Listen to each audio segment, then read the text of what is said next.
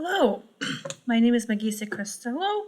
We're going to go over Latina Christiana, lesson 13 today. So we are going to be talking about the imperfect tense of sum. The imperfect tense of sum follows the it's iram, iras, irat, iramus, iratis, irant. I love saying this chant. The kids love to say it too fast. We can go through it again. Iram, iras, irat, iramus, iratis, irant. That is the imperfect tense of sum. It is basically just the first past tense that we learn in this book. It uses the helping word was and were. That's very important. Helping verbs are very important in Latin. This is at your grammar chart, grammar form at the bottom of the page now. Helping verbs are very important to Latin. You need to learn the exact ones that go with each tense to help you translate and to know what you're talking about when you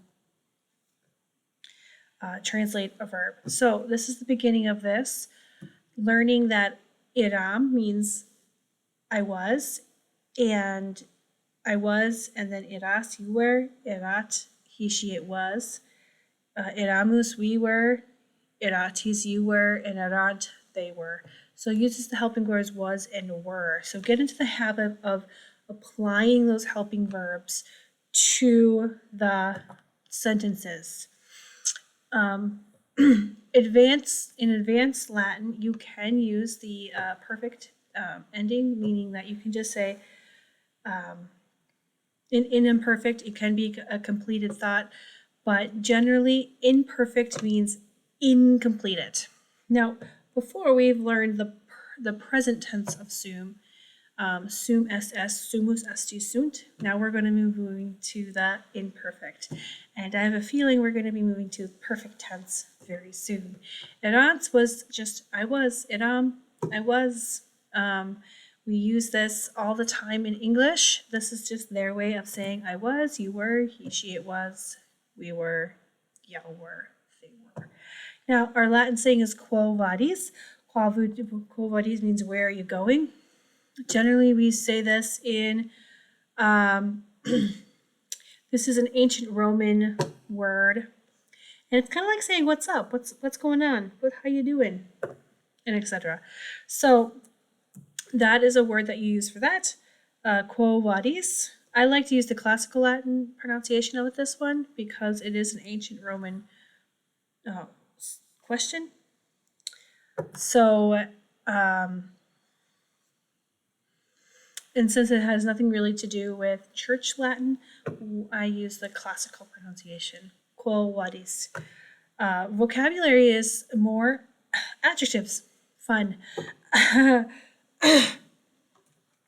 This is a longer dialogue of numbers. Numbers can be adjectives and are adjectives, and they are in English too. We just don't think of them as adjectives. Adjectives just modify the noun that they are a part of. But you see in this list, all of these have adjective endings. They have primus aum, secundus aum, and tertius aum. So these are ordinal numbers. Now, ordinal numbers show the order in things. So think about a line in your line order. First, second, third, fourth, fifth, sixth, seventh. All of these show ordinal numbers, or the order of your line. We have primus, which is first, secundus, which is second, tertius, which is third, quartus, which is fourth, quintus, which is fifth, sextus, which is sixth, septimus, which is seventh, octavus, which is eighth, nonus, which is ninth, and decimus, which is 10th. You can also say decimus if you want there for ecclesiastical Latin. All of these have derivatives that are part of it. A lot of them make a lot of sense, like quart and quarter, quintuplets, septuplets, prime, primary. But there are a lot of words that go with these words, these ordinal numbers here in English, a lot of derivatives. With the derivatives, Just remember that they are adjectives. They still follow the adjective rules. And that they, so all of the adjective rules that we learned in the previous two lessons of singular and plural, they apply here. On your worksheet page for this week, we have our phrases and saying. These words can be found on page 73, I believe, in the back of your book. But we have gratias tibiago, sargite, we have oremus, we have novus orus seclum, and then Sanctus, Sanctus, Sanctus, Dominus Deus, Sabio. Now, if you took Prima Latina, these Latin sayings should be very familiar to you. If you didn't, then you could find these in the back of the book, too. It's in the reference area, where all of the Latin sayings are in that order. These two Latin sayings are from this unit, so they should be in the previous two lessons. So our grammar for this week would be how many tenses are there in Latin? So we learned present and imperfect. We know there's a future, but there's actually 6 tenses in Latin, 6 of them. There is perfect, pluperfect, and future perfect. Those are all past tenses. Now they think about tenses differently, the ancient Romans did, than we do. We think past is the past and we just use different helping verbs, but they actually thought of tenses differently. So there's 6 tenses in Latin and in English. There is, in English, the future tense is formed by the helping word will. Yes. So like I said, you need to be very careful with helping verbs. And I want you, as a student or as a parent, really think about what present tense means. Present tense means here and now. We are here and now. Whereas past tense would be in the past and future tense is in the future, right? Ahead of you. We are very careful with our helping verbs in Latin. Like I said before, the past tense uses a lot of different helping verbs, but imperfect uses was and were, and future uses one helping verb, will. This is something that will take a little bit of time to learn, but you will use will with the future tense. Future tense actually isn't used a lot in English and also in Latin, so there's only one helping verb for it to keep it simple.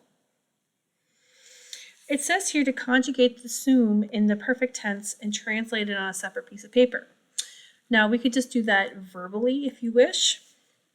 So conjugating means to put the verb through all of its endings. So eram, eras, erat, eramus, eratis, erant. And then we have I was, you were, he, she, it was, we were, y'all were, they were. Notice that we do have the endings very similar here.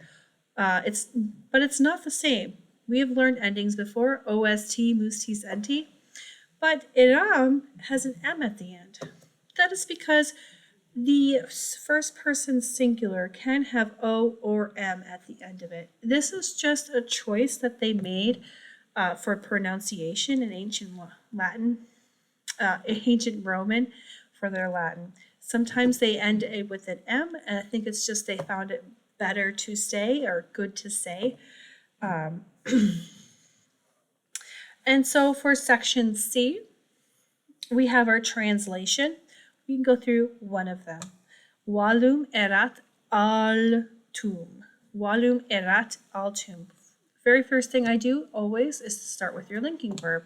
Your linking verb is your verb in general is erat. Erat on the previous chart, you see it's he, she, it was. But that might not be the nominative or the subject. We have a subject noun in the sentence, valum, which means wall. So we know that we can get rid of that he, she, it, and instead put wall. Wall was. Altum. Altum, as we previously discussed, means high or deep. So we can say wall was deep. Now notice that the endings are the same here, um and um. That's because they agree in gender, number, and case. Section D is about derivatives. The derivatives answers are on the previous page. And that is the, for that. Yes. Oh, keep in mind for question number 3, they named boys after numbers. Yes. So sometimes it was like 1, 2, 3, 4, 5, or in this case, it was Octavian was another name for Augustus. Okay. Thank you, and wale, and have a nice day.